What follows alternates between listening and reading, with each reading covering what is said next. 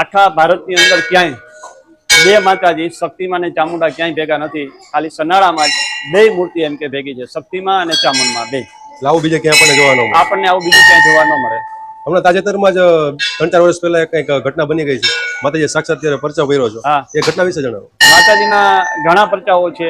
એક સાક્ષાત પરચો તમને કહું કે દરેક ટીવી ચેનલમાં આવી ગયેલ છે, કોઈ બાકી ચેનલ નથી ઇન્ડિયા લેવલે. 4 જણા રાત્રિના 2:30 થી 3 ની વચ્ચે લૂંટારૂ આવ્યા હતા. અમારા નાના ભાઈ અહીંયા મંદિરમાં જ સૂતા હતા. અમે અહીંયા મંદિરમાં જ બે ભાઈઓ સૂતા હોય, એક ભાઈ અહીંયા સૂતો હોય, એક ભાઈ અંદર સૂતો હોય. તો અહીંયા ભાઈ જે સૂતા હતા અને 4 લૂંટારૂ આવ્યા, પાછળથી તાળું તોડી અને અંદર આવ્યા, ગાડલું માથે નાખી ઢસડી અને પાછળ સ્તંભ સાથે એને બાંધી દીધા, મોઢે ડૂચો દઈ દીધો અને કીધું કે આ છરો તને હલાવી દેશું જો તું ચાવી નહીં આપતો મંદિરની.